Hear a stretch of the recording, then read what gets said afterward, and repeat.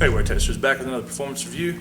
It's Duke 4005, and this time we're going to do a shoe that I like to call, well actually everybody likes to call, the Zoom LeBron XIII from Nike Basketball. One thing that's taken me so long to get this review done is the fact that I just thoroughly enjoyed the shoe. I couldn't find very much wrong with it, which you'll find out in the review in just a minute.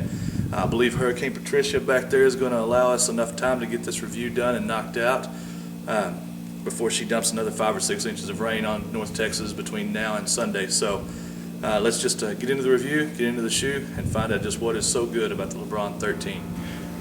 All right, like always, here we go. First thing is materials. The upper is made of they call it a breathable mesh. I'm not sure how breathable it was because my feet were soaked every time I wore these shoes. You can see some additional little ventilation holes here into this top layer. It wasn't any worse than any other normal shoe. It was a little bit better than the Force Vector Premiums that I just reviewed because it does let a little airflow come through, and you've got these openings here on the ankle by the collar. But as far as being a breathable mesh, there are spots where it's breathable, but overall, not any better than any normal mesh. Not anywhere near what the Hyper Rev is, though, as far as breathability. Now you do have these Hyperposit panels on the side, which are the point of many people's contention with this shoe. Most people just think they're ugly. Most people don't think they add anything to it. It does add a little bit of stiffness here to the collar, so you're not, completely boot-like in the cut of the shoe, but then again, you're not completely rolling over like you do in the Hyper Rev 2014 or a soft-collared shoe. So it gives a little bit of stiffness and support in that area. You've also got this little Hyperposit piece that runs across the top, which most assumed was completely unnecessary. Not completely wrong either. It does hold the shoe a little bit tighter when you're making cuts or jab steps, planting off of this side of your foot and pushing in. It's a little bit of a containment piece. Could have been done a different way, yeah, probably, but it wouldn't have looked as cool, I'm sure. Got a little fused layer here on the inside of the toe for any kind of toe drag. If y'all seen LeBron's feet, you know they're jacked up feet, so anything he can get in this area to help him out a little bit, I assume, is what he's going for. File-on midsole, zoom unit here, 13 millimeter. We'll get into that in the cushioning. Also zoom here and zoom here, the normal, I assume the 11 millimeter units. Pardon the dirty sole, I haven't cleaned them since I played in them at 24-hour fitness. If you saw my Instagram, you know it was much worse than this when I put that picture up. TPU shank plate goes from here to here, so there's not much stiffness. We'll get into that in the transition a little bit. Otherwise, that's pretty much it on the materials. So next up is fit, and short is a pain in the butt. For all of you that has the LeBron 12, you know it had this one-piece sock-like upper. The only thing is socks stretch around your foot. These do not stretch. This ankle hole right here is really, really tight, really close, and does not give. I mean, I'm pulling on it now and it doesn't give. Once you get your foot in, fit is fantastic. I mean, it may be a little bit too long. For me, true to size felt just right. 10.5 in just about everything. 10.5 in the LeBron 12s last year, 10.5 in Kobe's, and 10.5 in these fit my foot just perfect. The high ankle collar you'd think would make it a little bit stiff in the heel, but it really doesn't. There's enough padding in here where it fills any voids and you don't get any heel slip at all. The forefoot is, it's cut not too wide, and again, for my foot, it's perfect. You don't have to lace it too tight because this posit keeps your foot all in. These fused layers keep your foot contained. You don't have to pull it really, really tight, so you get that foot fatigue and that pain over the lacing system. Speaking of the lacing system, you will not change laces in these unless you're just a very daring person. They run under this posit. There's no spot in here between the tongue to try to get under it because, again, it's not a tongue. So don't change the laces, you're going to be screwed. Now we turn it over to traction. Traction, again, was very surprising. I know Nightwing said in his video for the site that he didn't think it would perform very well, and he was surprised. I was the same way.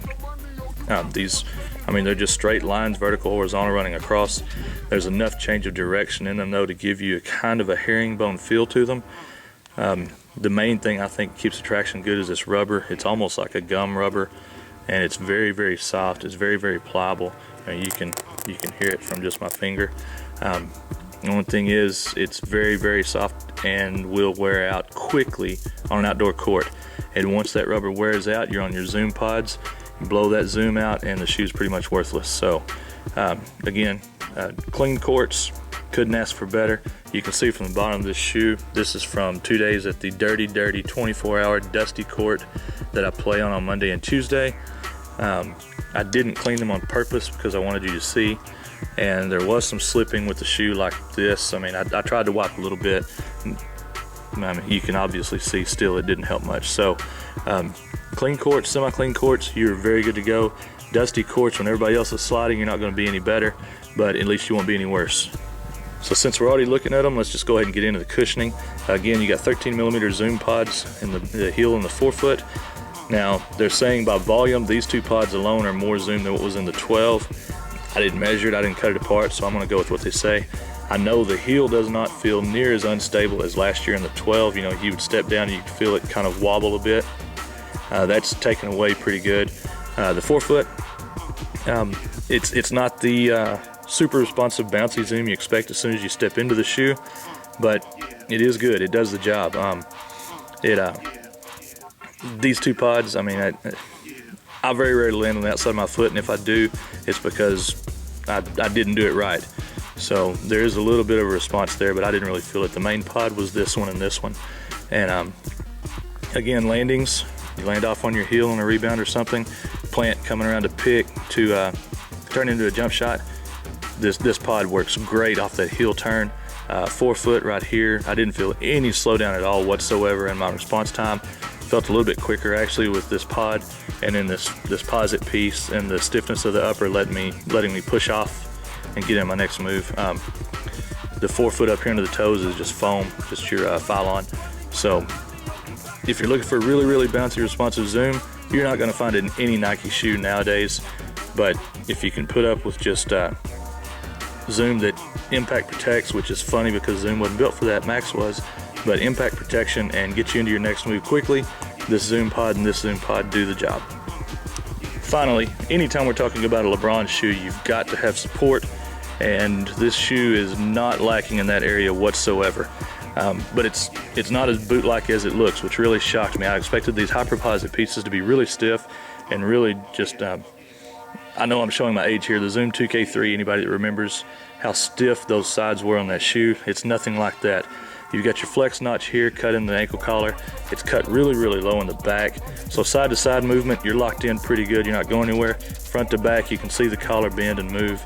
You're not gonna feel any slowdown or any kind of restriction off of this ankle collar and forward movements. The middle of the shoe is supported again by this TPU shank plate. They put a little 3D design on here. Matches the traction pattern in the honeycombs, and if you've got the box, you know there's 13 triangles on the front, and it carries over the triangle motif. You got these file-on wings on the side that I really think do more for support than any other structure on this shoe. It gives you that lateral support. There's a slot outrigger right here, but it's only on that one pod, that zoom pod. Pretty much never felt it. I felt these wings a little bit more. And when you step to the side, you roll into that wing, it gives you a little bit of something to push off on, like a starter block for all you track guys out there. So it really does help. Other support features, pretty much just the mesh and the lacing system. That's it. That's all you need. Put them on, you're good to go. All right, so wrapping up, because I know 10 minutes is what I'm running on here, and that's way too long for anybody to listen to my hick voice. So LeBron 13, if you're looking for a shoe with great support, almost great cushioning, almost great traction, great on clean surfaces. Materials may not be for everyone, but I thought they fit my foot really well. I mean, it's right up there. It's the top of the Nike's line, which is what it should be. Again, the looks, I know some people are turned off by them personally. I'll wear anything. I don't care. I guess that's just my style. I'll put it on the street. Price is $200. I know it's already started dropping at some places. Keep an eye out for it. If you don't like this colorway, there's plenty more coming. I know how Nike does LeBron. So again, Nike basketball, good job from me. I personally enjoyed the shoe, and I'm going to keep it in my rotation.